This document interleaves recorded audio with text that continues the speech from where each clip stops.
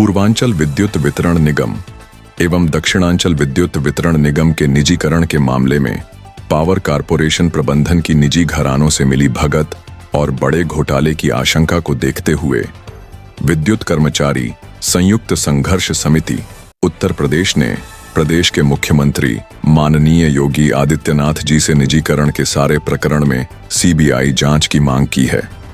संघर्ष समिति के पदाधिकारियों संजय सिंह चौहान, जितेंद्र सिंह गुर्जर, गिरीश पांडेय, महेंद्र राय, P.K. Dixit, Suhail Abid, Chandrabhushan Upadhyay, Vivek Singh, R.Y. Shukla, Chhotelal Dixit, R.B. Singh, मो वसीम, माया शंकर तिवारी, रामचरण सिंह, श्रीचंद, सरजू त्रिवेदी, योगेंद्र कुमार, A.K. श्रीवास्तव, देवेंद्र पांडेय, K.S. रावत, रामनिवास त्यागी, प्रेमनाथ राय, शशिकांत श्रीवास्तव, मो इलियास, रफीक अहमद, P.S. बाजपेयी, G.P. सिंह, राम सहारे वर्मा, विशंभर सिंह ने बताया कि निजीकरण के मामले में प्रारंभ में ही जिस प्रकार अवैध ढंग से ट्रांजैक्शन कंसल्टेंट की नियुक्ति की गई, उससे बड़े घोटाले की आशंका बलवती हो गई थी। इसे देखते हुए संघर्ष समिति ने national coordination committee of electricity employees and engineers, किसान मंच, उपभोक्ता परिषद, भ्रष्टाचार के विरुद्ध लड़ने वाले व्हीसल ब्लोअर्स की एक समिति विगत मार्च में गठित की थी। इस समिति ने प्रारंभिक तौर पर ही निजीकरण के सारे मामले में बड़े भ्रष्टाचार की आशंका जताई है। समिति ने भ्रष्टाचार के विरुद्ध लड़ने वाली सबसे बड़ी संस्था ट्रांसपेरेंसी इंटरनेशनल इंडिया से भी इस बाबत विचार विमर्श किया। विस्तृत विचार विमर्श के बाद समिति ने संघर्ष समिति को अपनी रिपोर्ट दी है, जिसमें कहा गया है कि प्राथमिक तौर पर ऐसे तथ्य सामने आए हैं जिससे ऐसा लगता है कि निजीकरण के मामले में बहुत बड़ा घोटाला और भ्रष्टाचार होने जा रहा है। संघर्ष समिति ने आज ऐसे 5 बिंदुओं को सार्वजनिक करते हुए प्रदेश के मुख्यमंत्री योगी आदित्यनाथ जी से मांग की है कि उत्तर प्रदेश सरकार की भ्रष्टाचार पर जीरो टॉलरेंस की नीति को देखते हुए निजीकरण के सारे मामले की तत्काल सीबीआई जांच कराई जाए।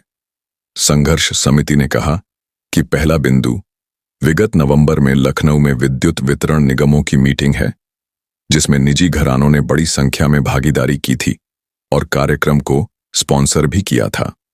पूर्वांचल विद्युत वितरण निगम एवं दक्षिणांचल विद्युत वितरण निगम के निजीकरण की पृष्ठभूमि यही तैयार की गई थी। इस मीटिंग में देश के इतिहास में पहली बार शीर्ष प्रबंधन द्वारा डिस्कॉम एसोसिएशन बनाई है।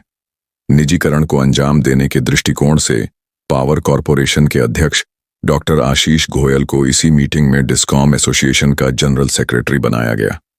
दूसरा बिंदु ट्रांजैक्शन कंसल्टेंट की नियुक्ति में हितों के टकराव को शिथिलता देना है। इसके साथ ही झूठा शपथ पत्र देने और अमेरिका में पेनल्टी लगने की बात स्वीकार कर लेने के बाद भी ग्रांट थॉर्टन को नहीं हटाया गया और इसी कंसल्टेंट से निजीकरण के डॉक्यूमेंट तैयार कराए गए। तीसरी बात, बिडिंग हेतु ड्राफ्ट स्टैंडर्ड बिडिंग डॉक्यूमेंट 2025 को आधार माना जा रहा है, जो डॉक्यूमेंट आज तक पब्लिक डोमेन में ही नहीं है। इसके पूर्व सितंबर 2020 में ड्राफ्ट स्टैंडर्ड बिडिंग डॉक्यूमेंट जारी किया गया था, जिस पर all India power engineers federation सहित कई संस्थानों की आपत्ति आई थी।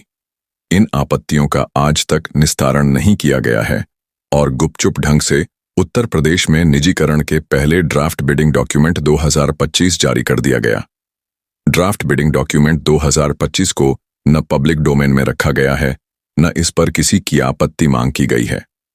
उत्तर प्रदेश में निजीकरण करने के लिए यह सब मिली भगत का बड़ा खेल है। चौथा बिंदु यह है कि निजीकरण के सारे प्रकरण में पावर कारपोरेशन के अध्यक्ष के साथ निदेशक वित्त निधि नारंग की भूमिका सबसे ज्यादा संदिग्ध और विवादास्पद है। निदेशक वित्त निधि नारंग को केवल निजीकरण के लिए ही 3 बार सेवा विस्तार दिया जा चुका है। निदेशक वित्त के पद पर चयनित व्यक्तियों को इतने दबाव में लिया गया कि उन्होंने ज्वाइन ही नहीं किया और निधि नारंग का कार्यकाल बढ़ता रहा। संघर्ष समिति पहले भी आरोप लगा चुकी है कि ट्रांजैक्शन कंसल्टेंट ग्रांट थॉर्टन निदेशक वित्त निधि नारंगी के कमरे में बैठकर मिली भगत में सारे डॉक्यूमेंट तैयार करता रहा है। यह भी जानकारी मिली है कि निजीकरण के RFP डॉक्यूमेंट पर पावर कारपोरेशन प्रबंधन ने दबाव डलवाकर अधीनस्थ अधिकारियों कर्मचारियों से हस्ताक्षर करवाए हैं।